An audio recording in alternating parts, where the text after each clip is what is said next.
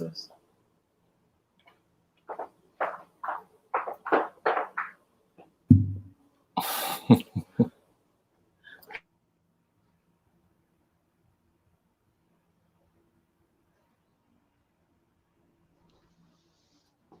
está no ar. Boa noite a todos. Boa noite a todos. Estamos aqui com o ministro Ciro Gomes, com a economista, jornalista e também escritora Mária Luque. Queria agradecer enormemente a vocês dois por essa oportunidade. Meu nome é Leila Nami, eu dirijo a editora Leia Brasil e estou tendo o imenso privilégio de lançar agora esse livro do Ciro Gomes, Projeto Nacional, O Dever da Esperança. Eu queria pedir licença rapidamente ao ministro Iamara para dar boa noite a todos, nos unificando nesse sentimento de imenso privilégio que temos agora diante da pandemia, dessa coisa perplexa que passamos agora. Então, dividir com todos o privilégio de estarmos aqui em condições de participarmos desse debate fundamental e urgente para o Brasil. Então, boa noite a todos e muito obrigada pela audiência. Eu venho aqui cumprir uma pequena apresentação, não vou me alongar, porque o debate é esperado, devido, é urgente, apresentar rapidamente a minha editora e esse livro. Na verdade, a minha editora pouco importa, na verdade. Nós somos uma editora, a Leia Brasil, 100% nacional, composta por um grupo apaixonado de profissionais que há anos se dedicam ao livro. Então, foi um encontro, um privilégio enorme receber os originais, receber o trabalho, o pensamento de Ciro Gomes. Esse livro vem ao encontro de tudo que aquele profissional de informação e de formação espera. Eu vou pedir licença a vocês para ler aqui uma passagem do próprio Ciro. Eu não posso realmente tentar superar a belíssima apresentação que Mangabeira faz do livro. Forjada, inclusive em anos de debate, convivência e troca de ideias com Ciro Gomes. Mas é sensacional, como editora de conteúdo, ver a seguinte provocação desse homem público, Ciro Gomes. Ele fala assim: a construção de um projeto nacional é um compromisso, um dever com a esperança, que todos aqueles, não só os setores democráticos, mas todos aqueles que têm acesso a uma informação de qualidade, devem cumprir no Brasil. Então, nós, como editores, nos deparamos com um conteúdo que nos obriga a uma reflexão. E, sob o nosso ponto de vista, foi muito interessante perceber como a linha que costura esse pensamento, sobre o qual, certamente, a Mária Luque vai nos provocar a muitas perguntas e questionamentos, essa linha é a própria biografia desse homem público. E aqui Ciro Gomes realmente renova, nos provoca com um novo conceito, com uma nova responsabilidade sobre o ser público, redimindo a política, a prática política, como grande instrumento realmente de construção democrática. Evidentemente, como não poderia ser diferente, durante todas as propostas objetivas, porque esse livro apresenta realmente um projeto tal como tem que ser, com metas, cronogramas, um plano traçado, objetivos, com muita metodologia e fundado na nossa história, no conhecimento, respeito pela nossa história. Todo esse trajeto revela a biografia de um homem, dedicado ao público, um homem que tomou para si o dever e a tarefa de ser um homem público, de estar a serviço do público. E eu não vou realmente me alongar, estamos todos realmente, nossa empresa, muito emocionados com esse privilégio, diante de uma provocação urgente, necessária, diante de uma proposta corajosa, mas que se abre ao debate a todos aqueles que quiserem construir e pensar um Brasil, e que mais nos devolve o Brasil, não como um país do futuro, mas como um país possível, devolve para a gente um certo orgulho, revela na sua construção histórica, no seu percurso histórico, o quanto já construímos e o quanto erramos. Tudo isso considerado em proposições muito objetivas. Nós, profissionais da informação, profissionais da formação, nos sentimos muito agradecidos e privilegiados por essa edição. Ao final, quando o livro já estava terminado, o Brasil e o mundo foi tomado pela perplexidade diante da pandemia provocada pelo novo coronavírus, e o nosso autor, Ciro Gomes, nos pediu um tempinho para nos remeter um texto necessário sobre esse momento. E eu gostaria aqui de fechar essa minha breve apresentação lendo uma passagem belíssima que revela exatamente a visão que todo esse livro traz da nossa história, a proposição efetiva e corajosa estabelecida neste livro sobre todas as agendas do nosso país e a perspectiva desse nosso autor. Temos que enfrentar essa crise sob o ponto de vista sanitário, pelo ponto de vista da crise do consumo e dos recursos naturais, e como crise econômica sem precedentes, sem que haja contradição entre as agendas e com as urgências que exigem a liderança do Estado. A longo prazo, minha esperança é que essa pandemia ajude a maioria da humanidade a descobrir que já estávamos vivendo numa grande tragédia muito mais profunda, a da cultura do consumismo irracional misturada com o neoliberalismo criador da superdesigualdade. E mais adiante, ofereço este livro como uma contribuição para este diálogo e para a formação de um novo consenso. Que Deus nos abençoe e ilumine neste momento no qual, como disse o Papa Francisco, nos salvaremos unidos ou pereceremos divididos. Este livro é uma convocação para construirmos e vencermos unidos, cumprindo a vocação engajada que nos é revelada por esse homem público. Muito obrigada ao autor Ciro Gomes, muito obrigada à biografia de Ciro Gomes, e obrigada, Mara Luque. Agora é com vocês. Estamos aqui aguardando ansiosos a conversa. Muito obrigada. Ô, Leila, eu quero te agradecer muito, mas vou falar uma coisa aqui. Eu espero que você não... Eu agradecer muito o convite, você e o Ciro me convidarem para participar desse lançamento. Realmente é um privilégio poder participar dessa conversa aqui. Mas eu não sou economista, espero que você não me desconvide. Eu sou jornalista. É que eu cubro economia há muitos anos, mas eu não sou economista. Não me desconvide, por favor. Não, eu peço desculpas, né? Porque eu sigo com muita dedicação na área da economia. Me perdoe, Mara. Eu me peço desculpas. Ciro, primeiro, parabéns pelo livro. Eu li o livro no último fim de semana. Eu acho que você foi muito feliz na forma como você construiu o livro. Você faz uma história econômica antes de começar a colocar as propostas, e isso é importante, porque vai...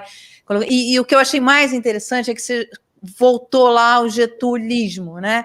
Então, a gente acaba olhando, eu como jornalista econômica cobrindo isso, a gente acaba olhando ali período Fernando Henrique, período Lula, um pouco mais até o milagre econômico, a crise da dívida e tal, mas de fato... você me fez voltar lá e, de fato, é importante a gente fazer esse caminho histórico. Eu queria começar essa nossa conversa te perguntando isso, porque você falou, olha, foi o período que o Brasil mais cresceu, quando tem... Só que ele é datado historicamente, né? Foi um momento em que o Estado, de fato, precisava investir, isso era a única alternativa de investimento. Então, eu queria ver com você como é que você vê o papel do Estado hoje e da própria configuração da indústria, de como seria esse investimento, como seria essa indústria, do que foi no passado e do que é hoje. Quer dizer, no passado a gente foi lá as metalúrgicas, enfim, você tinha que fazer uma indústria pesada. E hoje, como é que você vê isso hoje? Bom, deixa eu primeiro domar aqui a emoção. É um filho que está nascendo. Vocês têm ideia? Eu estou com esse conjunto de ideias rabiscadas e expostas em fragmentos de palestras, num debate aí há muitos anos, há 3 anos pelo menos. Eu tomei mais organicidade, tenho anunciado esse livro, mas eu tenho sempre uma contradição, né, que é, eu tenho uma militância política, eu tenho um calendário eleitoral, eu tenho 1000 conveniências dos meus companheiros e os melindres de um debate quase nunca racional, que o mundo acadêmico, que é o outro universo que eu cultivo, às vezes não permite. E eu resolvi, quer saber de uma coisa? A gente tem agora é que ajudar a população a entender, a mostrar a cara e a apostar na inteligência do povo como oferta alternativa às paixões, aos afetos, e pior do que as paixões e os afetos, que ainda estão no campo do positivo, para nós que cultivamos o amor, a solidariedade, os ódios, né? Os ódios e daí derivados a violência, etc. E o livro está nascendo. Eu estou, então, muito feliz. Leila, muito obrigado pelas suas palavras. Eu já estava emocionado pelo parto, né, do Projeto Nacional, o Dever da Esperança, mas suas palavras me comoveram ainda mais. Fico muito feliz, estou muito feliz com a paciência com que vocês aceitaram as minhas revisões sucessivas, porque, sabe, tem muita coisa aí que vai provocar polêmicas, desinteligências, enfim, e vocês aceitaram, e eu quero isso, eu quero iluminar a discussão do meu ponto de vista. Isso aqui não fala por ninguém, nem pelo meu partido, nem por eventuais alianças, mas fala com muita clareza o que eu penso, que é a minha contribuição pessoal a um debate que o Brasil precisa. Mara, muito obrigado a você. O engano da Leila foi só no título, mas você entende muito mais de economia do que 2/3 assim chamados economistas brasileiros, que já disse o André Lara Rezende aquilo que eu tinha vontade de dizer, mas como eu também não sou economista, eu ficava encabulado. Mas o André disse outro dia que a maioria esmagadora dos economistas, como tal reconhecidos no Brasil, não são economistas, são ideólogos. E essa é uma grande tragédia, porque o Brasil só tem um lado da discussão, e pior, é um lado superficial, pouco reflexivo, muitas vezes influenciado por uma propaganda de fora, que nos vendem como ciência boa, sendo ideologia vencida e de 5ª categoria. E isso nos permite vir para a sua questão. Então, muito obrigado a todo mundo que está nos acompanhando aí pelas redes sociais. Vai ser um debate sobre um livro, então não vai ter negócio de conveniências eleitorais, nem discussão sobre lulismo, nem petismo, nem bolsonarismo, enfim, pelo menos por agora. Sobre propostas, né, Ciro? Porque o que você traz nesse livro são as propostas de um novo modelo, né? Embora ele não fuja de refletir sobre a realidade brasileira, no nosso tempo. Então, repare, você me pergunta o que tem de atual na questão da ancestralidade do Getúlio. Tem 3 questões, quer dizer, tem uma questão processual, que é absolutamente dramática, e 3 questões substantivas. A questão processual é o seguinte: faz sentido alguém acreditar que um problema complexo como é o brasileiro, de assimetrias competitivas centrais no perfil e no custo do capital, o juro brasileiro, o perfil dos dinheiros que estão disponíveis para o financiamento, faz sentido num país que tem uma assimetria global em relação ao mundo, os nossos principais competidores, em matéria de escala. Quer dizer, o grande empreendedor globalizado se apresenta com gigantescas quantidades, o que supõe preços muito dramaticamente baratos. E no Brasil, 7 em cada 10 empregos, antes da pandemia, vinham de pequena empresa que, por definição, trabalha em pequena escala. E talvez mais dramático de tudo, faz sentido imaginar que o Brasil vai superar o drama, né, da assimetria competitiva, sob o ponto de vista da maturidade tecnológica, porque isso não é global. Né, o estágio de maturação das economias hoje é um drama até local. Se você tomar, por exemplo, a Califórnia, o Vale do Silício, tem uma revolucionária nova relação, né, de produção, de divisão de tarefas, de distribuição de rentabilidades, etc., etc., no mesmo lugar onde um migrante mexicano desesperado trabalha por um salário mínimo de fome e vive com todos os dramas que o pobre vive do lado da Apple. Não é? Onde não tem mais jornada de trabalho regular, onde não se fala mais em carteira assinada, para usar aqui uma expressão simbólica que lá nunca teve. Só um minutinho. Não, a Gisele está me ajudando aqui, eu preciso sempre ver se está acontecendo alguma coisa errada. Não vou tirar os óculos, eu preciso ver a Mara. Então, ela está querendo cuidar aqui da imagem, mas, infelizmente, a miopia está chegando com a idade. Então, veja, por essa questão adjetiva, processual, o Brasil precisa de projeto. Então, a ideia básica é que nós precisamos de um projeto e que o laissez-faire, o individualismo, o espontaneísmo, por mais exuberante, por mais talentoso, por mais especial, e nem é, por média, a realidade brasileira hoje, nem é talentosa, nem é exuberante, pelo contrário, está se precarizando de uma forma dramática, o Brasil precisa voltar à crença de que nossa tarefa tem que ser planejada. Esse planejamento não precisa ser um dirigismo estatista ao modo soviético, que fracassou, evidentemente não. O projeto nacional, e isso vai para as questões substantivas, presume a vitalidade e a essencialidade da empresa privada. Mas nós não acreditamos que a empresa privada seja capaz de resolver o drama do desenvolvimento brasileiro, nem sob o ponto de vista econômico, nem muito menos o drama social que está se aprofundando de uma forma quase disruptiva. O Brasil corre pela primeira vez na história o risco de ser uma ex-nação. Há um problema hoje que não é só mais de dissonância cognitiva, há um problema hoje de nova língua. Há uma certa elite brasileira que não entende mais o povo brasileiro. Pelo contrário, tem pelo povo brasileiro um indisfaçável nojo, um indisfaçável desprezo. E a população sente isso. Então, essas coisas parecem remotas, mas não são. Por que eu vou respeitar uma ordem jurídica, por exemplo, se essa ordem jurídica é desenhada num banquete onde eu não participo? Para manter uma ordem de privilégios, uma ordem social e econômica da qual eu só sou vítima porque meu filho vai levar um tiro, como o João Pedro levou agora, ou porque meu filho vai ser preso, cooptado por uma gangue, etc. Então, essa questão adjetiva de projeto é essencial e é fácil de falar, mas o que está presidindo hoje o Brasil, desde o fracasso do colapso do nacional-desenvolvimentismo tradicional dos anos 80, e isso é que está na base da sua pergunta, o velho nacional-desenvolvimentismo, de lá nós temos que receber essa questão, a ideia de projeto, de compreensão de país, de diagnóstico do presente e de projeção de metas objetivas para o futuro e de repartição dos encargos, custos, preços, sacrifícios e metas, supervisão, avaliação, controle, oportunidades, riscos, etc. Supõe isso. As questões substantivas que eu também trago do passado brasileiro, especialmente do pioneirismo com que o Getúlio vai ao poder com o ideário de Pasqualini, com o ideário do trabalhismo brasileiro, que já foi uma tentativa, não é, muito tropical, muito verde-amarela, muito brasileira, de fugir da confrontação da Guerra Fria, que era o experimento soviético vis-à-vis o experimento do capitalismo turbinado dos norte-americanos vitoriosos. Não é? Ali já estava um conflito, e esse é o experimento social-democrata, ou se quiser, uma outra ala socialista democrática, não é, que compreendia coisas práticas. Por exemplo, propriedade privada dos meios de produção não é um mal, como dizia o marxismo-leninismo, é um bem. Porém, esta propriedade privada, deixada solta, tende à perversão, à injustiça, à inestabilidade e à crise.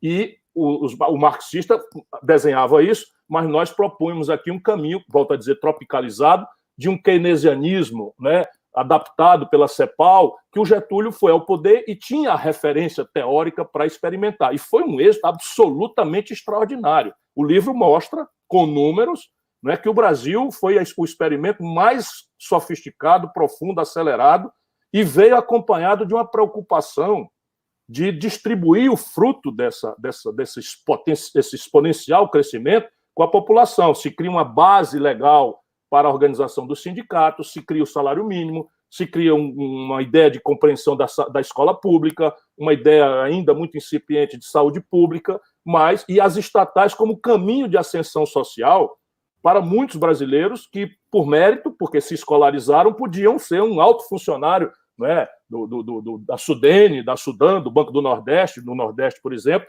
Aí já vem Celso Furtado, é sobre os ombros desses gigantes, né, que eu tento olhar o futuro brasileiro, em cima desses grandes brasileiros. Então vem dali também, substantivamente, a ideia de desenvolvimento, baseado em liberdades, assim como os liberais as propõem, e numa função social da propriedade. Vem dali a questão nacional, que é uma perplexidade brutal, que está na prática hoje. O que é que guia o Brasil desde o Fernando Henrique? É a ideia de que haveria uma agenda de um bom moço internacional, que a gente praticando seríamos reconhecidos como esse bom moço internacional e seríamos socorridos da nossa tragédia de desenvolvimento estagnado e da disruptura social, da pobreza, da miséria, da concentração de renda, da decadência da infraestrutura pelo capital estrangeiro. Então, isso daí nunca existiu na história da humanidade. Isso é mentira, nunca aconteceu. E é dominante. Hoje, você diz, o Brasil precisa, porque senão o investimento estrangeiro não vai vir. Nunca veio. Só virá se o país estiver crescendo pelas suas próprias pernas. Então, a questão nacional, a questão do desenvolvimento, a questão nacional. E, por fim, e acima de tudo, porque essa é a razão, a superação da miséria. Então, de lá de trás, eu puxo para hoje esses valores. Projeto, como metodologia, como processo de construir um país que a gente sonha a partir da realidade que temos, comprometido com o desenvolvimento, que é fazer a economia brasileira voltar a crescer, com a percepção de onde nós estamos no mundo, e o Brasil está numa certa solidão, pelas nossas características, não é? Somos um país que almeja determinadas coisas que a grande divisão internacional do trabalho não quer que a gente assuma. Ninguém quer que a gente tenha tecnologia de foguete, de tecnologia aeroespacial, ninguém quer, nem a China, nem a Rússia, nem os Estados Unidos, especialmente os Estados Unidos, não querem. Eu conheço telegramas dos americanos para a Ucrânia, simplesmente vedando e ameaçando a Ucrânia se ela apoiasse alguma transferência tecnológica nessa área. Então o Brasil experimenta uma solidão. E, por fim, a miséria. Não é mais possível a gente fazer de conta que miséria vai ser resolvida com política social compensatória, por mais generosas que elas sejam. Quer dizer, então o papel do Estado, ele já parte em ser um catalisador desse projeto, enfim, desenhar esse projeto para a gente poder partir de alguma coisa para chegar em algum lugar. Veja, o Deng Xiaoping, que percebeu a necessidade de adaptar a China aos tempos modernos, digitais e sofisticados, da mecatrônica, da microeletrônica, etc., etc., o Deng Xiaoping tem uma frase que diz assim, não me importa, dizia ele, a cor do gato, me importa que ele casse o rato. E a mim também não me importa a cor do gato. Sabe o que acontece? É o seguinte, é que é um papel que ou o Estado, pela sua liderança democraticamente constituída, coordena, lidera, ou não há outro que tenha legitimidade para fazer. Mas isso não quer dizer mais como o Getúlio, que olhava o Brasil e via uma grande fazenda, assentada na monocultura do café, não é? E no gado, de corte, que é a política do café com leite, e resolve estabelecer uma indústria no Brasil, uma base de petróleo, uma base siderúrgica, sem ter nem sequer interlocução com uma burguesia nacional, porque aqui nós tínhamos, era rural, escravocrata e desse tamanho. Uhum. Hoje não é mais verdade. Hoje o Brasil tem uma sociedade civil muito dispersa, muito atomizada, muito desorientada, intoxicada ideologicamente, muito descrente da política, que perdeu a noção de que é a única linguagem da democracia. Isso tanto mais grave é quando acontece com os jovens, e por isso a importância, mas o Estado tem que ser recuperado, saneado, se quiserem moralizado, porque, enfim, percebe? Mas o Estado e a sua liderança democraticamente constituída é a ele que cabe o papel de coordenar. O que é coordenar? É identificar as potencialidades do país na iniciativa privada, seus leques de crise, de oportunidade, e vai pulando o que é que nós temos que fazer. Ora, como é que nós vamos deixar o Brasil moderno, competitivo, aqui dentro no mercado interno e na projeção da nossa economia para fora, com esse hiato tecnológico extremamente grave, profundo e que está em processo de agravamento? Nunca aconteceu, Mara, na história da humanidade, que nenhum país atingiu sofisticação tecnológica pelo laissez-faire. Eu acabei de assistir agora o lançamento da SpaceX. Também. Pois é, então o que aconteceu ali? A NASA entendeu que agora as tecnologias que o governo desenvolveu a preço de bilhões de dólares, não é? E que estava na hora de transferi-las para a iniciativa privada, e ela vai agora cuidar da prospecção de ir para Marte. Novos materiais, novos produtores. Quer dizer, o Estado entra ali onde a iniciativa privada não está, dá o start e depois, enfim, faz... Ele entra para caçar o rato. Então, ele tem que fazer o quê? Eu estou chamando a atenção. A primeira grande evidência é assessorar o empreendedor brasileiro, especialmente o pequeno e médio, às práticas tecnológicas de vanguarda, sem o que não vai existir. Mais cedo ou mais tarde... E você falou uma coisa que eu achei muito interessante, você falou no livro e falou agora também, quer dizer, criar, porque jogar a gente para competir, né, no mundo global, e a gente, francamente, no pior ambiente adverso de negócio, quer dizer, sem competição, no livro você até coloca a parte do princípio pelo custo do dinheiro, enfim, o custo do dinheiro para o empreendedor aqui é muito difícil, até para você desenvolver qualquer coisa. Essa é a única tarefa do Estado, assessorar a transição da base empreendedora brasileira, especialmente o pequeno e médio, mas o grande também, alguns complexos, para a maturidade tecnológica de ponta, matando a ilusão dos anos 30, 40, de que nós podíamos ter a ilusão de produzir da agulha ao avião passando pelo computador. Isso não é mais possível. Alguma divisão internacional do trabalho nós já perdemos, não é provável que o Brasil desenvolva um chip com a eficiência necessária, enfim, mas outras coisas não, complexo industrial da saúde, complexo industrial do agronegócio, complexo industrial da defesa, complexo industrial da saúde.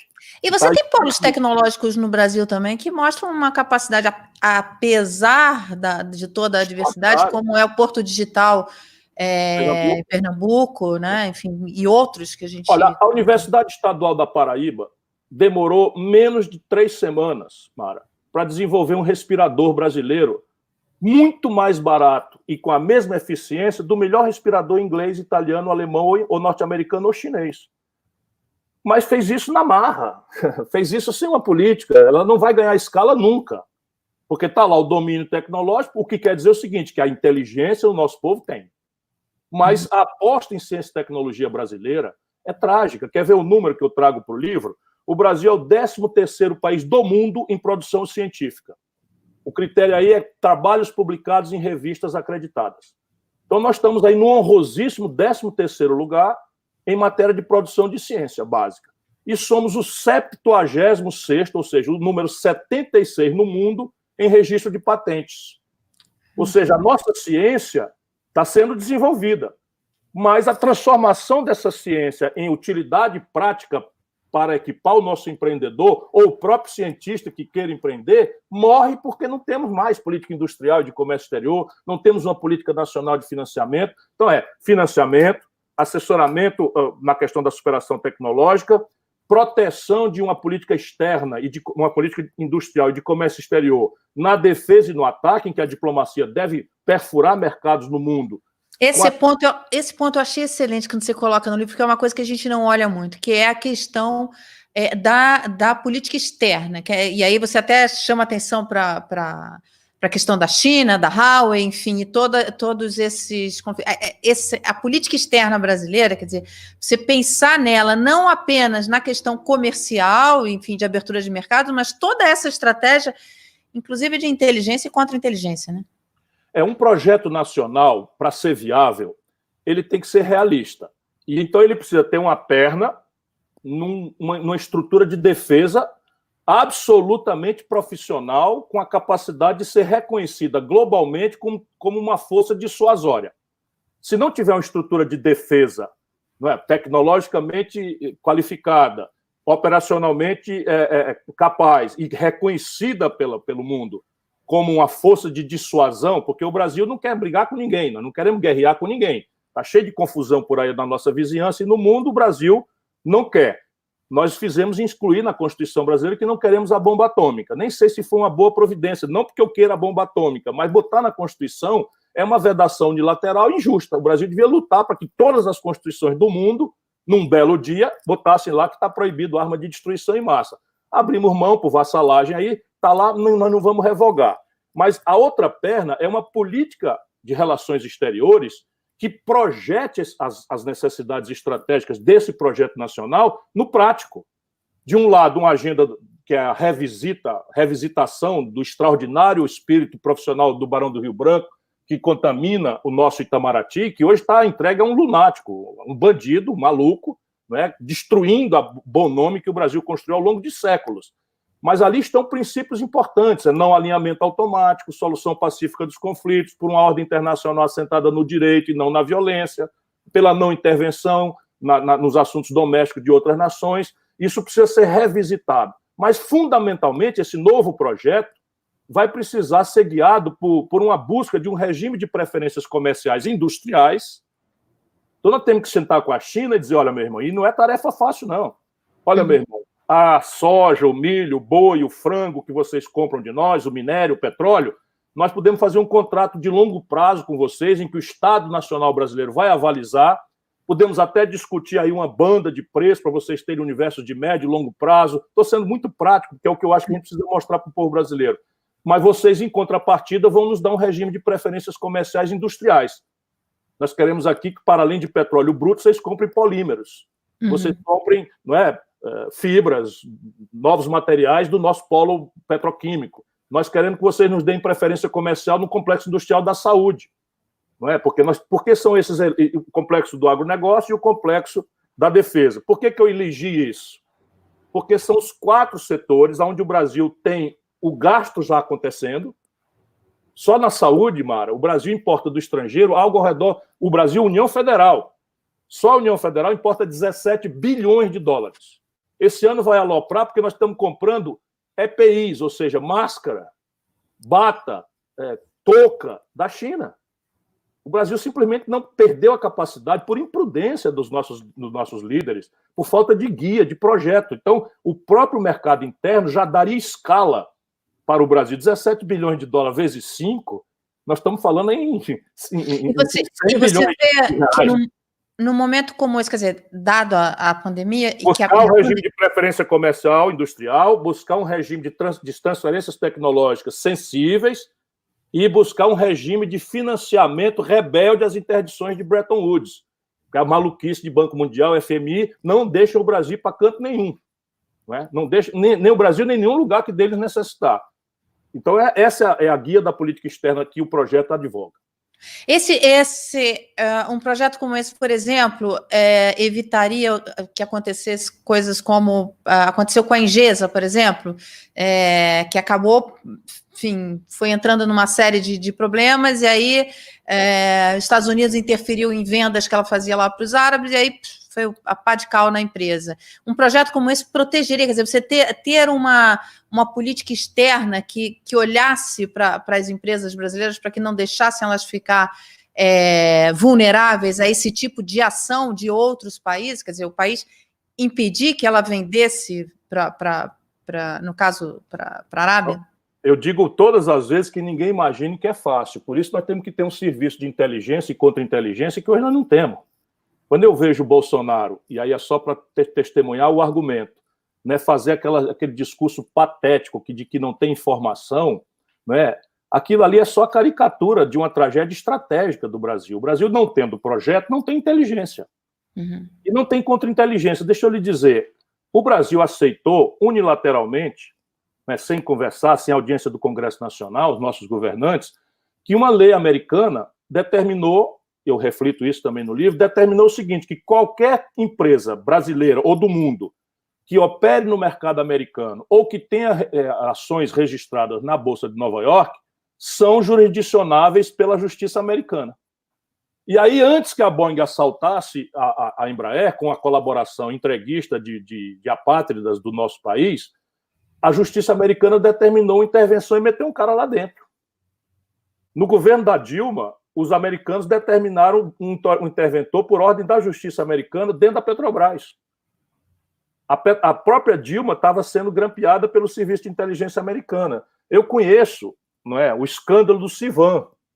Lá atrás, o Civan, o Serviço de Inteligência norte-americano, pilhou até uma conversa que ficou famosa entre a Lúcia Flecha de Mello, que era mulher do Paulo de Tarso, um grande, um extraordinário ator, Lúcia, né? Que era muito amiga da Lady Di, da princesa Diana, e elas conversavam, né? E essa conversa caiu nessa malha. E, basicamente, eu conheço o assunto porque eu era ministro da Fazenda, ali no fim de 94, quando o Itamar Franco voltou da Flórida furioso, porque o Clinton pegou o Fernando Henrique e ele ali num canto da parede e meteu, assim, sem dó nem para quê, nenhum cuidado diplomático, a exigência de que nós não fizéssemos licitação e entregássemos o Civan para a Raytheon, que é uma empresa americana. É assim que a vida é. A gente não tem que ter susto com isso. Nós temos que ter uma estrutura de inteligência e contra-inteligência para proteger o interesse nacional brasileiro e buscar nas relações internacionais do Brasil. Sempre haverá muita tensão, porque ninguém vai aceitar que apareça um concorrente. Isso é normal, ninguém pode ter susto com isso. Só esses idiotas que nos governam é que fica com essa história de, né, vamos fazer uma solidariedade à Coreia do Norte e tal. Só papo. Atualmente, por exemplo, a base de Alcântara é um... Pronto. Mas veja, quem quiser saber o que é a base de Alcântara, se a gente deixar consumar, é só saber o que é Guantánamo. Uhum. Então, Guantánamo é uma base americana no território de Cuba, em que eles aproveitaram, porque é uma coisa ilegal, e fizeram uma prisão imune à legislação norte-americana. Então, ou a gente se compenetra, porque se você não tiver as tensões sendo reveladas, é porque o que está nos governando está servindo a outro governo que não ao nosso. A outra nação, ao interesse de outra nação que não a nossa. Eu digo isso no livro também. Outra coisa agora, que você fala no livro... deve fazer isso, Mara, na diplomacia. Então, claro. veja, a China tem uma relação conosco muito complexa. Ela não vai querer que o Brasil se industrialize. Ela quer que o Brasil seja um grande buraco mineral e de petróleo e uma fazenda de proteína. Cabe ao Brasil dizer, não, China, nós vamos garantir para vocês os minérios, o petróleo, está aqui os contratos de longo prazo, o governo vai avalizar, vamos proteger vocês de oscilações especulativas de preço, mas vocês, em troca, vão nos dar regime de preferência comercial industriais. Nesse complexo A, B, C e D, cotas assim, assim, assado e tal. Eles sabem, eles conhecem essa linguagem. É isso que os americanos estão fazendo com eles hoje. Outra coisa que você coloca bastante no livro, e é muito pertinente, porque é um drama nacional, que é a ausência de poupança interna. Então, você fala assim, olha, não dá para a gente esperar vir dinheiro de fora. E a gente também não tem poupança interna. Como é que se cria essa poupança interna dentro desse projeto? O que o livro diz é o seguinte, é que nenhuma nação do mundo prosperou com base no dinheiro dos outros. Exatamente essa frase. Só uma, contemporaneamente, se sustenta conjunturalmente com o dinheiro dos outros, que são os americanos. Por um ATP intransplantável, qual seja, eles pegam um papel, como estão fazendo agora, pinta de verde com uma tinta especial, e o mundo inteiro valora esse papel pintado de verde, que não guarda nenhuma retaguarda com o PIB americano mais. 3 trilhões é a emissão agora, para enfrentar o Covid. E não tem inflação. Por quê? Porque todo mundo usa o dólar como termo de troca e reserva de valor. Então, a China briga com os Estados Unidos por cima da mesa, etc., etc., mas aonde está hospedada a poupança, as reservas internacionais da China? Em título americano. Então, o Brasil tem 370 bilhões de reais, 370 bilhões de dólares de reserva, tudo em título americano. Então, tirante os Estados Unidos, e isso não vai dar certo, eu participo de debates lá fora, eles estão gravemente preocupados com o futuro. Só uma ameaça militar muito pesada, muito ativa, é que vai adiando a confrontação final, porque o euro tenta nascer como reserva de valor alternativa e termo de troca global, não consegue. A saída da Inglaterra, do Reino Unido, já prejudica, mas o yuan e o rublo já estão fazendo negócios. E essa é a semente da Terceira Guerra Mundial. Participei de um debate na Universidade de Pequim com o guru da nova esquerda, que é um velho companheiro, um velho amigo da nova esquerda chinesa, e ali tinha uma confusão sobre as consequências dos testes balísticos da Coreia do Norte, que se havia um medo, vai começar a Terceira Guerra Mundial. Eu disse para ele, não sai guerra mundial nenhuma daí. Aí depois fomos falar nas novidades. Não, as novidades é que a China estava fazendo as primeiras operações comerciais com a Rússia, são relações bilaterais ainda muito incipientes, do ponto de vista de proporção do comércio global, em moedas nacionais, em yuan e em como se a gente fosse negociar com a Argentina, com o Uruguai, com o Chile, com o México e tal, em real e em peso, não é? Não mais com o dólar. Isso os americanos. Aí eu disse, aí tá a Terceira Guerra Mundial. Né? Aí está a semente da Terceira Guerra Mundial, que os americanos vão vigiar, eles vão tentar fazer a transição deles, sabem o que estão fazendo, né? Mas o caso do Brasil, o que eu digo no livro é que não tem experiência de sustentação de desenvolvimento com base no dinheiro dos outros, nenhum. E a proposta é para debater. Então, que os liberais me digam que o São Paulo Guedes, ou o Marco Lisboa, ou qualquer um desses luminares do pensamento liberal que o Brasil devia fazer, que vai o capital estrangeiro, não tem esse precedente, é nenhum. Mas umzinho, não tem esse, nenhumzinho, nada, nenhum. E como se cria a poupança interna? Como é que se financia isso? Aí eu digo no livro, ao contrário da mistificação neoliberal, que para mim não é um palavrão, é um marco de economia política tentado com razões que a Inglaterra compreende, mas que não tem nada a ver com ciência. Tem a ver com a conjuntura inglesa, europeia, com a Margaret Thatcher, percebendo que o estado de bem-estar social era uma cunha fiscal muito pesada que estava onerando o produto industrial europeu e inglês em competição nova com o produto vindo do Oriente, desonerado, porque não tinha um estado de bem-estar social. Eu reflito sobre isso no livro, mas nós aqui temos nada a ver com isso. Então, ao contrário do mito, o nível de formação bruta de capital, que é o outro nome que os economistas dão, a formação de poupança do país, ou seja, quanto da nossa riqueza a gente consome por ano e quanto sobra para financiar a traquitana. Aliás, eu achei o exemplo que você deu do agricultor, do milho, das sacas de milho, assim, muito bom, muito didático, muito o meu livro é para o povo, o meu livro é para o povo, é para o jovem brasileiro, não iniciado, porque... Então, a ideia básica é essa. Então, o nível de formação bruta de um país é consequência, Mara, de arranjos institucionais que a política faz ou deixa de fazer. Faz bem feito ou faz mal feito. E o grande problema brasileiro é que a política brasileira não está preocupada com esse aspecto central, que é uma das 3 premissas do desenvolvimento. O civilizatório, o eixo civilizatório é poupança alta, coordenação estratégica, governo, empresariado, academia e investimento em gente. Não existe desenvolvimento com 6 anos, 7 anos de escolarização média. É mentira. Não existe com 700 mil casos de malária por ano. Não existe desenvolvimento com sarampo, com dengue, com chikungunya, aí nesses números de 600 mil, 1 milhão de pessoas. Então, saúde e educação, né? Investimento em gente, que é capacitação, lato sensu, entregar para a população as ferramentas para que a criatividade, o arrojo, a energia extraordinária que há no povo brasileiro possam florescer, possam brilhar. Todas as vezes que a gente fez isso, aconteceu. E aí, por que eu vou lá atrás? Ora, em 1955 a 60, o Brasil crescia e nós acreditávamos que nós éramos capazes de qualquer tarefa. Aí fomos bicampeão de futebol, 58, 62. Fizemos uma nova estética no cinema, que é uma linguagem europeia que os americanos dominaram, que é o cinema novo. Fizemos a bossa nova na música, que o mundo inteiro até hoje admira.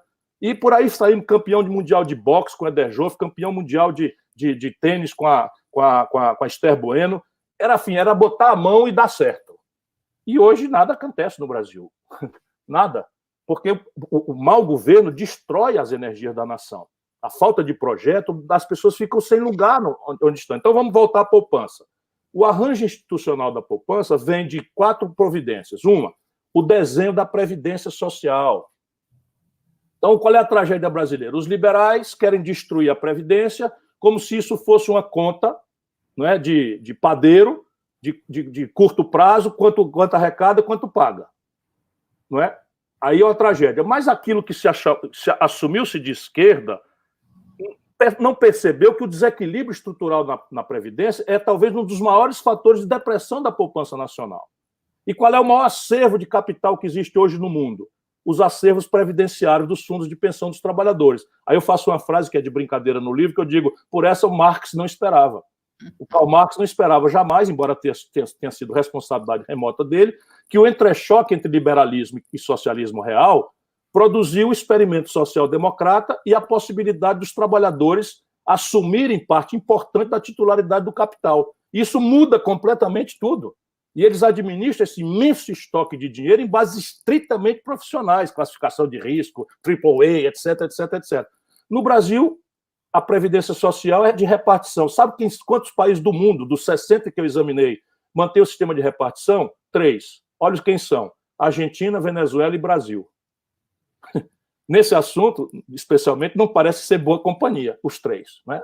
O Chile já está corrigindo. E a gente aqui faz uma coisa que persiste nesse modelo. E aí a poupança do país não existe. É da mão para a boca. Mas, Ciro, essa é uma discussão importante no país, porque... Está detalhado no livro. Exatamente. E isso eu acho...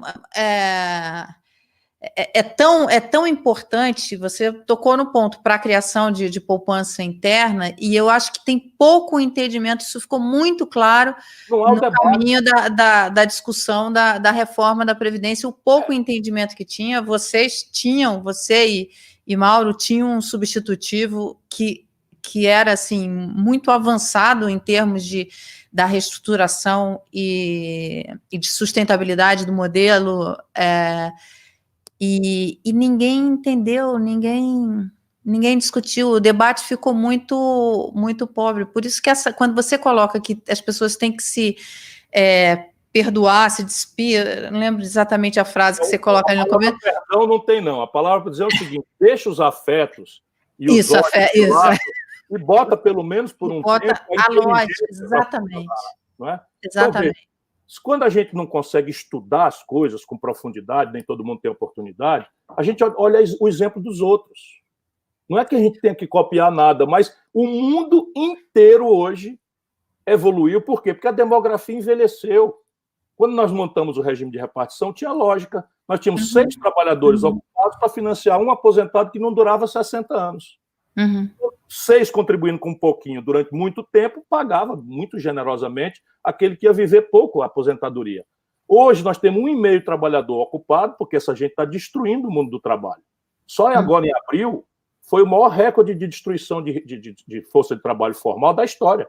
860 mil carteiras assinadas foram dadas baixa em abril. Ainda estávamos começando a tragédia da coisa. E isso encontrou um país que já tinha metade da sua força de trabalho empurrada para a informalidade.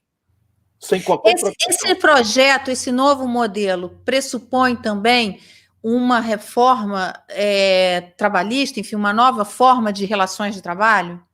Eu tenho a ideia é que a gente tenha flexibilidade e que isso seja feito de forma confiável aos trabalhadores.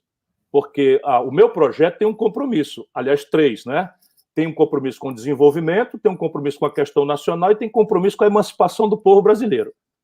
Então, a questão da emancipação do povo brasileiro é o meu compromisso. Eu não quero servir a 2 senhores. Eu apenas quero fazer a emancipação do povo brasileiro dialogando com todas as forças, porque considero que o mundo da produção, a empresa nacional brasileira, é parceira potencial disso se nós encerrarmos a intoxicação com juro que foi introduzido no Brasil a partir do Plano Real. O juro substituiu a inflação como mecanismo de ganhar dinheiro sem produzir, sem trabalhar, sem coisa nenhuma. Então, ainda construindo poupança, um novo modelo previdenciário misto, em que haverá uma previdência social de repartição para todo mundo igual. Atenção, generais, olha aí a polêmica, generais, sargento, capitães, barões do judiciário, barões do legislativo, políticos, vai ser assim, guardados os direitos adquiridos, a partir de uma certa data, todo mundo que for entrando vai ter direito a uma previdência social igualzinha para todo mundo no teto. Que nós vamos discutir, tem que ser atualizado, não precisa botar isso na lei, mas vamos lá, 5 mil, 6 mil, 7 mil, a gente resolve o problema de 80% das pessoas. 20% fazem um barulho infernal e paralisam tudo, porque aquilo que se diz ser de esquerda no Brasil, na verdade, protege o corporativismo, porque o povão não tem patrocínio, né? O povão não tem ninguém que fale por eles, a não ser prometer merda na véspera de eleição e não entregar depois e deixar a boca amarga de decepção com a política nos predispõe nessa tragédia que nós estamos aí. A partir daí, um regime de capitalização público, sob controle dos trabalhadores e com um regramento, pelo menos pelos primeiros 10 anos, gradualmente sendo liberado, de aonde vai aplicar. Então, como tem muita malversação, essa tradição de Previ, de Petros, etc., foi muito corrompida, é preciso que a gente regule a transição de maneira a não permitir que aconteça no Brasil o que aconteceu, por exemplo, em outros lugares, como o Chile, em que se malversaram os patrimônios dos trabalhadores com investimentos tóxicos, especulativos. Os caras que fizeram isso meteram a mão no dinheiro e ficaram ricos, e os trabalhadores hoje estão mendigando com fome na rua no Chile. Enfim, então esse é o regime que nós estamos propondo. O outro caminho de formar poupança, Mara, é o sistema tributário. E aí eu desenho também. O Brasil é um país que faz tudo o oposto daquilo que a melhor técnica e a melhor experiência internacional faz. Como é que você constrói poupança? Você constrói poupança tributando o patrimônio, tributando as rendas e desonerando ao máximo o consumo e a zero a tributação do investimento. Assim que se cria uma cultura de poupança. Então, o tributo sobre lucros e dividendos empresariais. Eu cobrei quando fui ministro da Fazenda, do Itamar Franco. Fernando Henrique revogou e, incrivelmente, o PT manteve revogado. E vai ter que fazer, porque agora, depois do livro, e nós vamos ver isso lá para setembro, nós vamos ver que agora sim, não é mais força de retórica, quebraram o Brasil. O Brasil vai sair, em setembro, o Brasil estará completamente quebrado. Porque o déficit que estava em 130 bilhões vai aparecer ali 500, 600 bilhões. E a dívida, como proporção do PIB, por conta de expansão de endividamento e por conta da depressão única na história que o PIB está experimentando, nós vamos passar de 100% do PIB, a dívida. Portanto, é uma tragédia. Setembro é um mês onde você vai ter uma concentração ali de vencimentos da dívida e o mercado, tudo que está vem para rolar, o mercado está pedindo mais juros.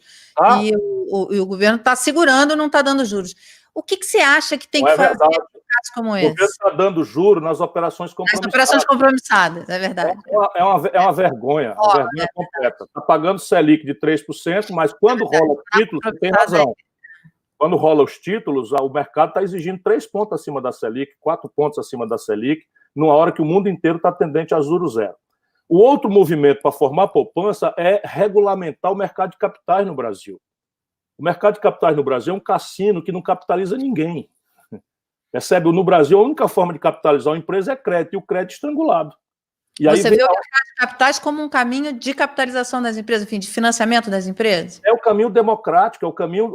Por quê? Porque esse grande acervo de poupança coletiva dos trabalhadores deve se associar ao investimento produtivo e extrair dele o ganho extra para melhor remunerar os aposentados. Tem que ser regulado, para não entrar em especulação, mas AAA. Mas no Brasil, um jovem empreendedor morre na praia, porque ele não tem garantia. Como é que ele vai nascer com uma ideia? Ele não tem garantia, não existe volume minimamente necessário. Angel Capital, não existe Venture Capital, não existe Seed Money no Brasil. Nem as expressões a gente tem que falar em inglês, parecendo que é pedantismo, mas é porque não tem nem sequer... Não é? Aqui, se a Apple, Microsoft, o Facebook tivessem nascido as ideias aqui, tinham morrido. Eu falo isso. Se o Zuckerberg tivesse nascido no Brasil, o Facebook não existiria. Não, estava vendendo pastel na praia. Então, nesse projeto, como é que você vê o papel das startups, da tecnologia e do financiamento dessa turma? Porque eu estou num projeto de startup, por exemplo, que foi montar o canal, e nós largamos, um grupo de jornalistas que estava empregado, eu não tinha carteira assinada porque eu já estava num outro modelo, mas outros com carteira assinada largaram e vieram para esse projeto, porque querem empreender. A gente queria fazer, e foi na época que nós montamos, foi a época das eleições, a gente achava que tinha que ter um canal ali plural para o debate, para ter todo mundo ali debatendo, enfim, as diversas linhas, os diversos pensamentos. Só que o arcabouço brasileiro, ele não apoia a gente em nada, pelo contrário, só cria dificuldade, porque a gente começa a pagar imposto antes de montar a empresa, a gente é tratado em pé de igualdade com grandes empresas, eu tenho as mesmas obrigações e mesmo compromissos. Isso dificulta muito esse ambiente para startups brasileiras. Olha, se nós quisermos, de fato, emancipar o Brasil, nós temos que fazer uma revolução na base da nossa compreensão de quem é que vai carregar esse coisa. Não serão mais as grandes corporações. Nada contra, o Brasil precisa criar grandes corporações, projetar uma CSN, projetar uma Vale do Rio Doce, projetar uma Petrobras. Isso é importante, projetar uma grande trade brasileira na área do agronegócio, que é tudo estrangeira e tal. Ok. As grandes tem um papel muito importante aí em matéria de balanço de pagamentos, em matéria de projeção de poder do país lá fora, em matéria de equilíbrio de trocas, etc, etc. Porém, aqui dentro, a questão da renda, antes da questão do emprego, que vai ser outra tragédia que o Brasil vai pegar dobrado, nós vamos pegar a agenda não realizada do século XIX, por exemplo, a reforma agrária que não foi feita, pelo menos na proporção que deveria fazer, uma agenda do século XX, não é, que é a indústria. Nós tínhamos 30% do PIB industrial brasileiro, do PIB brasileiro industrial em 1980, hoje abaixo de 10%. No governo Bolsonaro, só em São Paulo, antes da pandemia, 2.538 empresas industriais tinham sido fechadas no primeiro ano do Bolsonaro. Ninguém tem a desindustrialização precoce que o Brasil tem, e a elite, esses propagandistas, diz, não, isso é um fenômeno mundial. Isso é mentira. Há um fenômeno mundial vamos dizer, de pós-industrialização das economias, mas é uma coisa a partir de uma maturação de uma base industrial muito sofisticada, coisa que o Brasil ia construindo e parou de construir. E nós estamos falando de coisa básica, por exemplo, construção civil. Construção civil, a indústria pesada brasileira foi destruída por esses moralismos imbecis em que corrupto é pessoa jurídica. Nunca ouvi falar isso na história da humanidade. Quem é corrupto é pessoa física, é CPF. Aqui, o lavajatismo destruiu as empresas e mais de 800 mil empregos fecharam. E o país agora está praticamente na iminência de começar a importar do estrangeiro serviços de construção pesada, por exemplo. É uma aberração completa. O Brasil tem metade dos domicílios sem saneamento básico, 14 milhões de famílias sem moradia. Então, você tem uma agenda do século XX de empregos que ainda temos que recuperar, assim como nos complexos industriais que eu falei. Mas a grande tarefa é, simultaneamente, preparar o Brasil para o terceiro milênio, para as novas práticas vanguardistas. Aí é uma influência importante do Mangabeira, que lançou um livro agora absolutamente extraordinário sobre essa questão da economia pós-industrial, da economia digital, da economia da inteligência. E o Brasil tem um por-fazer nessa área, e não será o mercado, de novo, que vai fazer. Ainda que o mercado tenha um papel muito importante nessa parceria estratégica que eu advogo no ambiente do projeto nacional.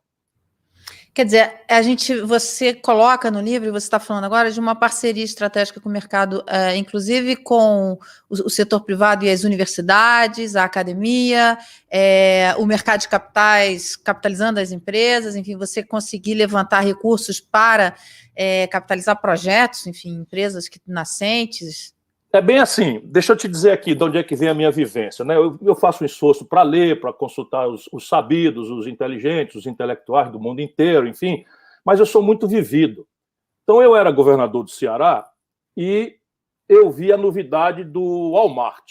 Então, o Walmart está chegando e tal. E os meus colegas governadores estavam recebendo as relações públicas do Walmart e aquilo virou um sintoma. Nós, índios, sempre gostamos de espelhinho, né? Dá uns espelhinhos para a gente dá ouro, pau, Brasil, dá tudo. Então, nós continuamos mais ou menos a mesma coisa. Então, o Walmart chegou no Brasil pedindo terreno, incentivo fiscal, e começaram a dar, porque era um sintoma. Chegou o Walmart no estado tal, ou o estado está muito progredindo e tal. Quando eu vi aquela arrumação, eu digo, isso aqui não vai dar certo no Ceará, não. Mas eu também, né? Eles vieram falar comigo, aí eu disse, olha, não tem incentivo fiscal para comércio, aqui nós damos incentivo fiscal para a indústria, e não tem terreno. Aqui nós damos terreno para a indústria. Não tem essa coisa aí. São muito bem-vindos e tal.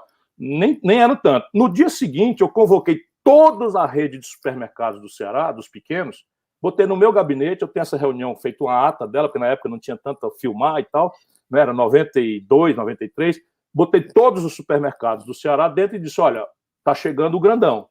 O grandão se financia globalmente, o grandão tem uma escala monstruosa, compra direto da Nestlé, a lata de leite ninho para ele sai por um terço da de vocês, porque vocês compram tudo pouquinho, picadinho e tal. E eles vão quebrar vocês. Então, a minha sugestão é que vocês se juntem e vamos criar aqui um negócio. Virou um negócio chamado, na época, Unisuper, em que eu mostrei para eles um conceito que está no livro, já no meu primeiro livro, que é concorrência cooperativa. Então, os pequenos supermercados aqui eu organizei no meu gabinete de governador, e eles passaram a fazer algumas coisas juntos e competir do balcão para fora pelo cliente. Não foi um cartel, eles passaram a comprar juntos, fazer marketing juntos, né? Começar a capacitação gerencial juntos, introduzir a sofisticação tecnológica do leitor de código de barras, que tem a ver com just-in-time no manejo de estoque, que eles não tinham nem ideia, porque, enfim, não era necessário ter a ideia. Cada um mais ou menos ficava ali num território e as pessoas, só porque ficavam mais perto de casa, aquela divisão estava mais ou menos feita. É mal comparando o que eu imagino que a gente tem que fazer no Brasil, uma coordenação em que eu não fui fazer um supermercado estatal, percebe? Mas se eu não coordeno, não crio uma dinâmica e crio um incentivo... Fomentar o cooperativismo, por exemplo. O cooperativismo tem um papel importante. Eu chamo de concorrência cooperativa, porque cooperativismo também experimentamos aqui e fracassou. E eu percebi, aprendi que cooperativismo não é um fenômeno econômico, mas é um fenômeno sociológico, antes de mais nada.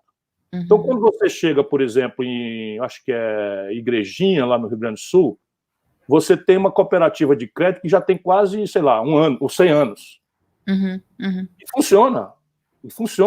Eu acho que a Igrejinha, eu ando tanto vendo essas coisas, como eu fui ver um pequeno fundo de venture capital em Santa Catarina, que funciona. Então, o Brasil, se a gente tem oportunidade, funciona. Mas essa coisa da cooperativa é muito um traço do migrante italiano, do migrante alemão e tal. Aqui, quando a gente tentou fazer, não funcionou. Mas o cooperativismo de crédito, ele está crescendo muito, Ciro, e está ocupando um lugar... Precisa... E nesse projeto aqui, haverá uma revolução na questão do financiamento. E aí não importa a cor do gato, importa que ele caça o rato mesmo. Essa frase é muito boa. Eu vou ler um pedacinho aqui do seu livro, pode? Um trechinho aqui que eu separei. Os dois principais problemas com tão delirante discurso são, primeiro, afirmar que o empreendedor privado vai aumentar sua produtividade só por competir mais, ou ainda resolver enfrentar sem ajuste cambial ou alfandegário as empresas estrangeiras que estão na ponta tecnológica, que possuem crédito a juros negativos e escala maior, que é um resumo disso do que a gente está falando aqui. Só para a gente amarrar, eu queria que você falasse assim, como é que o empresário ganha produtividade? Então, você falou alguns pontos e queria que você contextualizasse o agribusiness brasileiro nesses anos, porque foi um setor que ganhou produtividade e conseguiu se aparecer, enfim. Você tem duas coisas que são na veia. Uma é a tecnificação sofisticada dos processos produtivos. Então é o seguinte, por que a agricultura brasileira, o agronegócio brasileiro ganha produtividade? Nós estamos expandindo a nossa base, a nossa produção de forma absolutamente extraordinária há décadas e não estamos tendo necessariamente que expandir a fronteira agrícola, ocupar mais terra. De onde é que vem isso? Ancestralmente da Embrapa. Sabe, a soja não é uma variedade. É inteligência, né? É a tecnologia. A soja não é uma planta que dá no cerrado. O cerrado era considerado, nas tradições brasileiras, uma terra imprestável. Aí a Embrapa foi lá e desenvolveu as variedades e acabou permitindo isso. A partir daí, você amadureceu um empresariado. O Blairo Maggi, que é um amigo meu, que é do agronegócio, é o maior produtor de soja do mundo, e o pai dele puxaram enxada. Olha aqui, esse é o Brasil. O rei da soja, não é? Puxou enxada quando era garoto com o pai dele. Na hora do frio, do calor, de madrugada, puxava enxada, era pobre. Virou um extraordinário. E só o Brasil, modernamente, e isso está piorando, permite. Portanto, a tecnificação para o grande, hoje é comprável. E o nosso grande está comprando de uma forma errada. Eu fui visitar Xanxerê. Xanxerê é a capital do milho no Brasil, lá no interior de Santa Catarina, que é um estado muito interessante. Não tem o latifúndio, é pequena empresa, é pequeno módulo de terra, enfim, é uma economia bem diversificada, eles têm do turismo pós-industrial, tem uma indústria, tem uma agricultura, ultraconservadores, porque eram pobres há 3 gerações, 2 gerações, e agora vê comunismo por trás da mesa, por debaixo da cama e tal, mas é uma gente por quem eu tenho uma admiração e um carinho monstruoso. Pois bem, em Xanxerê, o cidadão vai comprar um saco de milho da multinacional, um saco de semente de milho da multinacional, que é um milho híbrido que não germina, não germina, ele nasce a planta, mas ele não germina, não é? Enfim, ele paga R$350 por um saco que conta por caroço, por unidade. X caroços estão dentro, X sementes estão dentro desse saco aqui. E no fim do ano, depois de trabalhar para cacete, de sol a sol, ou de madrugada fria, gelada, como está agora, ele colhe uma saca de milho e chegou a vender a R$45, a R$50, a R$60, compreende? Então, isso daí, só uma política nacional é que vai criar um incentivo para que, aí, por exemplo, a minha ideia não é que eles que a gente faça um estatal, mas a minha ideia é um dia botar o agronegócio brasileiro sofisticado numa grande sala e dizer para eles, olha, está aqui a política de incentivo, eu quero que vocês se associem, nós vamos criar um esforço de substituição de importação. A Embrapa vai ser revitalizada, vai ajudar vocês, parte desse gasto o Estado vai assumir, para a gente verticalizar e vocês não terem que comprar caroço de fora, pagando em dólar. 45% dos custos de produção da agricultura mais sofisticada do mundo são importados do estrangeiro. O máximo de agregação de valor ex-post, depois da colheita que nós fazemos, o esmagamento da soja, são três multinacionais. Isso é inacreditável. Né? E achar que nós vamos pagar celular, tablet, internet 5G, não é? A mecatrônica embarcada nas direções hidráulicas, suspensão inteligente dos carros, e computador, informática com soja, milho, petróleo e mineral in natura, isso é uma ilusão grave que está levando o Brasil a essa tragédia.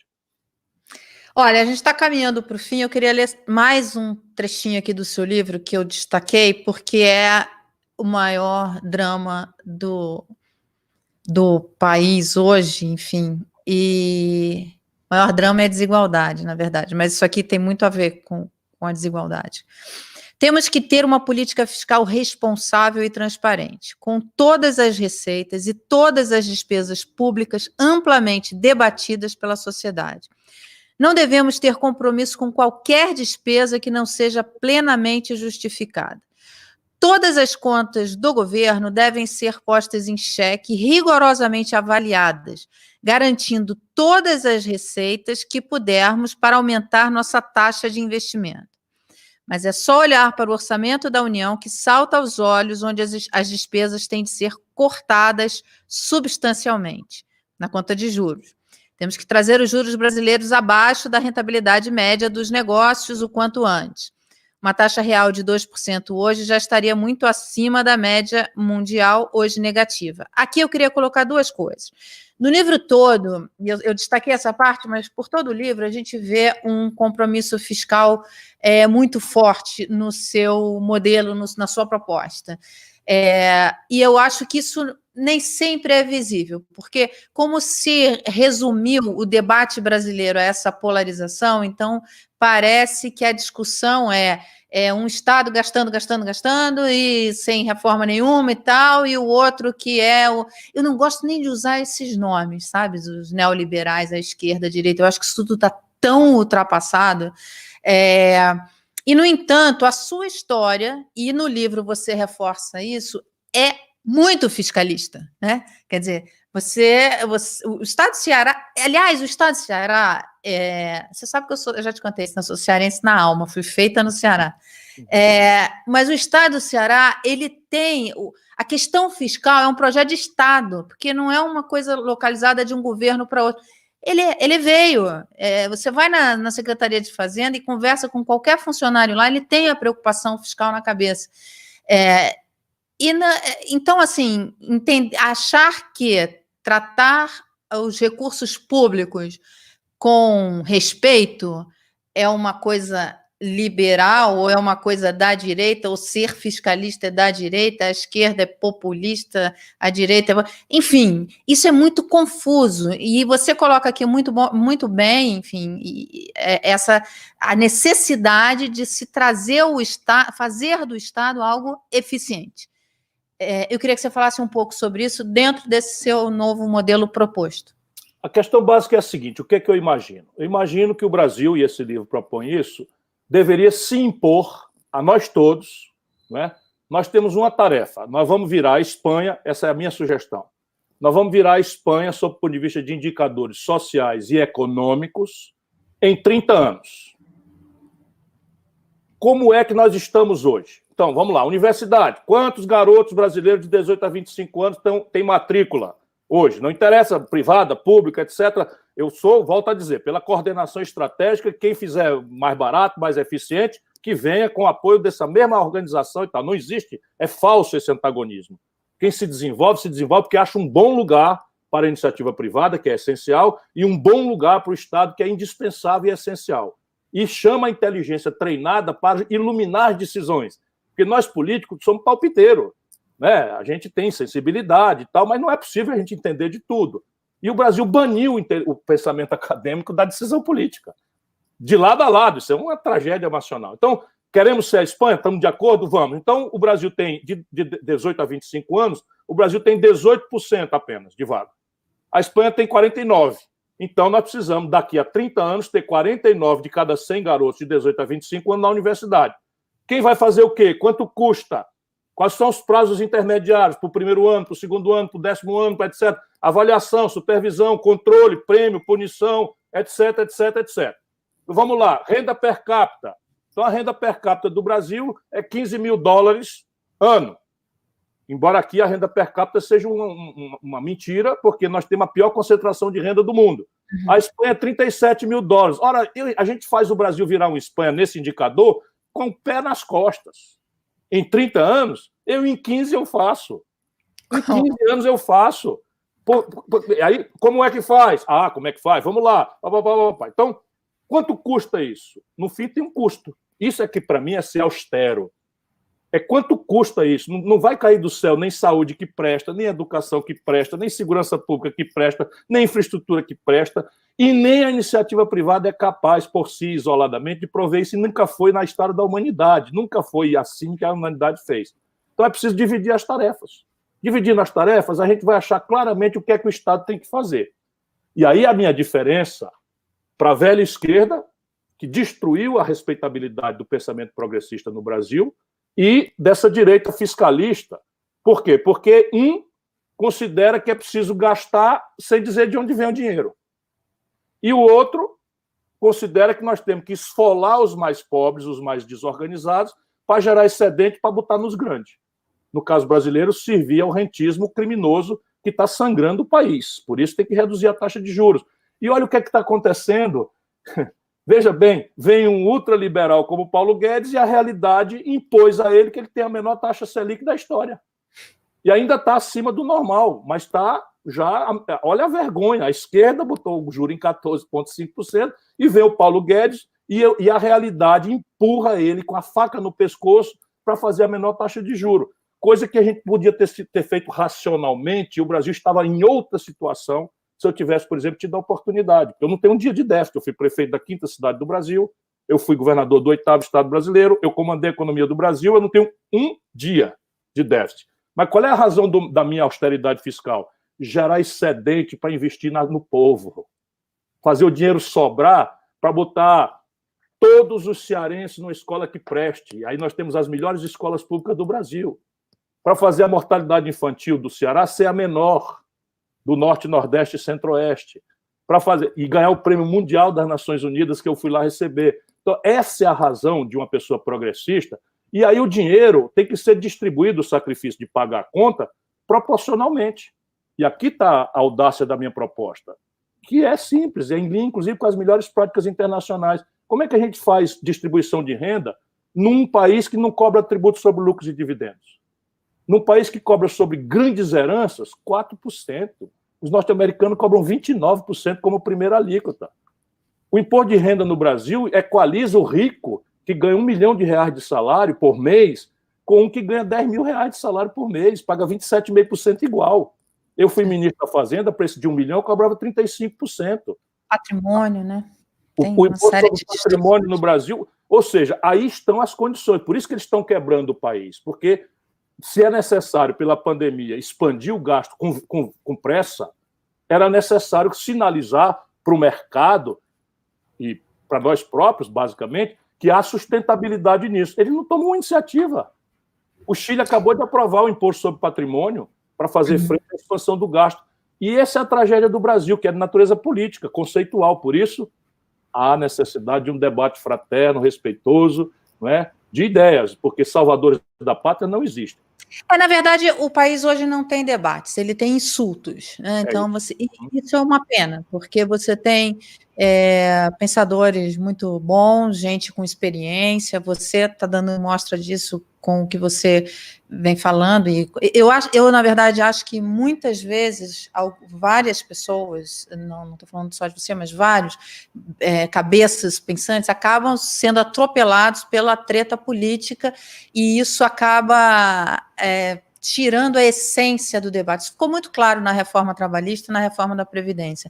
A ausência de um debate, e aí tinha o negacionismo da esquerda, que dizia que não precisava, que estava tudo bem, a direita falando que tem que fazer mesmo, de qualquer jeito. Foi ruim para o país, porque a reforma trabalhista acabou só reduzindo o vetor trabalho, do custo do trabalho. Nunca prosperou nenhuma comunidade nacional que tenha introduzido no ambiente do trabalho insegurança jurídica e insegurança econômica. Não há esse precedente. O país mais competitivo do mundo é a Alemanha. Esse é o país mais competitivo do mundo. Ninguém rivaliza com eles em matéria de competição, de competitividade. Não é, por acaso, o maior custo por hora trabalhada do mundo. Portanto, o custo do trabalho deve ser flexível conforme a condição que você tenha de agregar ou não a mais-valia para o trabalhador. Então, se você tem, num plano de baixíssimo valor agregado, calçado, têxteis, etc., você tem uma margem ali que não dá para nada. Você tem que ter flexibilidade junto com o trabalhador para que ele saiba e ele tem que ser parceiro e não pode forçar a mão, porque a partir dali não vende mais o calçado, nem vende mais o pano. Porém, quando você agrega valor, é preciso que as instituições garantam que esse valor agregado seja apropriado por aqueles que deram maior causa à agregação de valor, que é a classe trabalhadora. E essa discussão vai ficar absolutamente dramática, porque com a sofisticação tecnológica, o emprego tal qual o conhecíamos vai sumir. Com 5G, em 10 anos, 15 anos, todas as práticas repetidas serão substituídas por robótica, por algoritmos. Não terá mais esse trabalho. E aí nós vamos produzir uma casta de Bill Gates, meia dúzia de barões internacionais, ditando a vida e a morte da humanidade. Essa é a tarefa da nova esquerda. Criar uma nova imaginação institucional para apropriar esse extraordinário ganho de produtividade para o trabalhador, mas não ter apreço ao trabalho, porque o homem, enfim, é para o lazer, é para o ócio, é para a cultura, é para a contemplação do belo, é para a adoração ao sagrado. Essa também é uma frase do livro. Aliás, você está me inspirado, tem umas frases bem poéticas no livro. Eu estou comovido, é disparado o meu melhor esforço. Assim, não que os outros sejam grandes coisas, mas eu estou muito comovido com... Porque eu fui muito sincero comigo mesmo, sabe? Eu deixei de lado qualquer conveniência. A minha última pergunta para você é como é que você espera trazer esse debate, enfim, você citou o André Lara Rezende. André lançou um livro também recentemente, onde ele questiona exatamente isso. Ele falou assim, opa, peraí, o Estado pode sim colocar e deve colocar dinheiro, desde que tenha um retorno positivo. Enfim, uma tese bem mais complexa, mas que joga por água abaixo tudo aquilo que vinha, se conhecia como verdade, né? E que desde 2008, como você coloca no seu livro também, vários, enfim, economistas e pensadores vêm questionando. Como é que você espera trazer esse debate, sair dessa polarização e trazer para um debate racional, alguma coisa assim, sabe, que consiga falar, escuta, gente, vamos aqui discutir qual é o novo modelo?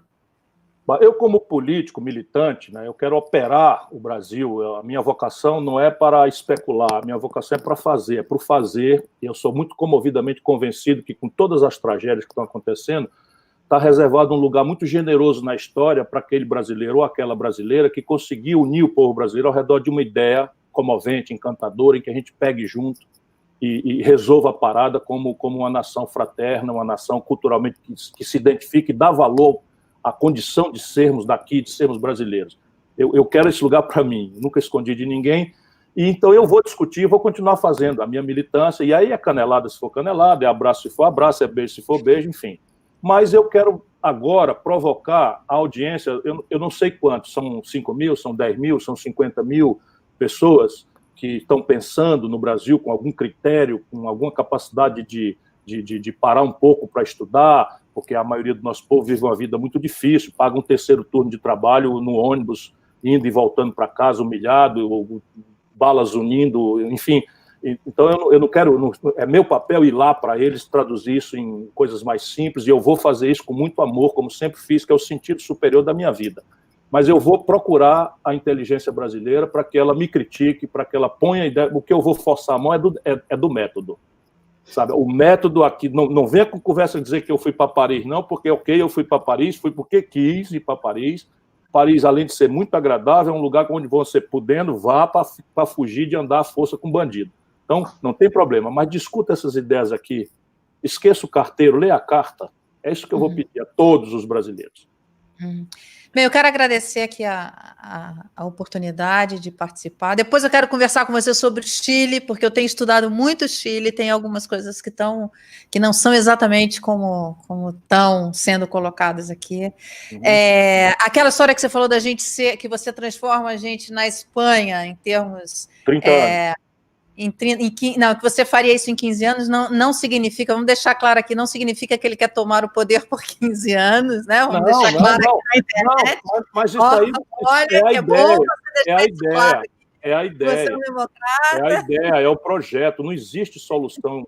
Nenhuma coisa séria se faz no lapso de uma vida. Nenhuma coisa séria. Então, se a gente dá valor à experiência, eu sou sexagenário, eu já estou no grupo de risco da Covid, tenho 62 anos. O que eu gostaria era de dar o rumo ao país, sabe? De ajudar a construir o rumo, ajudar a estabelecer um conjunto de valores. E a grande paixão hoje, para mim, é despertar no jovem o interesse pelas coisas do país, pelas coisas do Brasil, dar a eles o equipamento, para eles entenderem de onde é que nós viemos, onde é que nós estamos, quais são as razões, abandonar a ideia fatalista de que vai cair do céu. Democracia não é regime de concessão, é regime de conquista, porque a minha geração... Pátria, né? A minha geração acredita no milagre da política porque nós o praticamos. Uhum.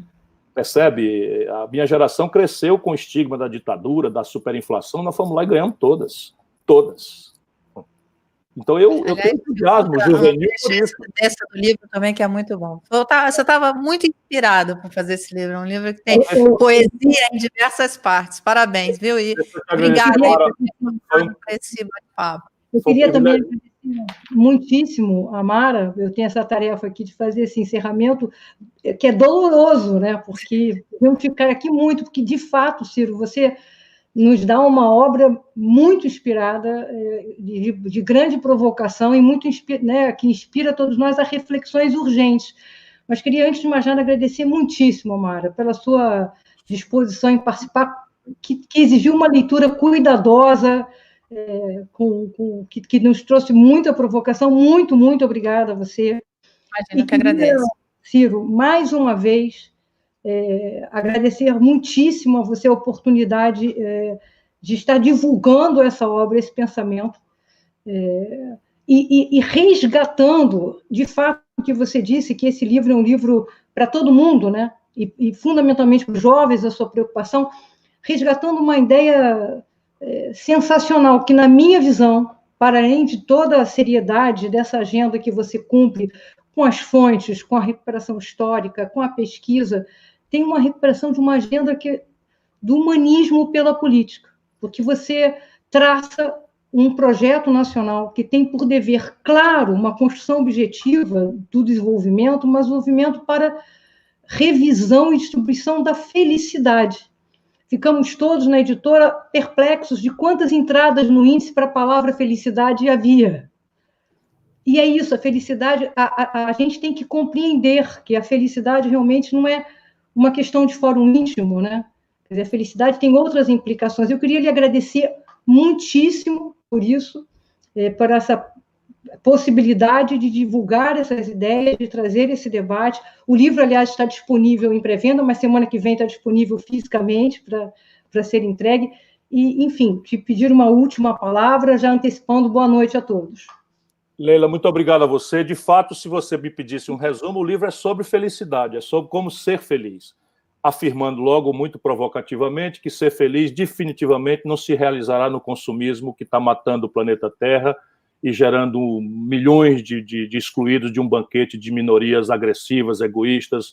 Não é? Imagine um garoto nascer no Morro do Rio de Janeiro, eu falo isso, ou no Morro de São Paulo, numa palafita de Manaus, e ter a notícia pela televisão do tablet, do smartphone, né, do 5G que está chegando, do tênis sofisticado, e deseja isso, refere a isso, a sua aceitação pelo grupo, refere a isso, o símbolo de status do seu êxito social, e sua família não tem renda para isso.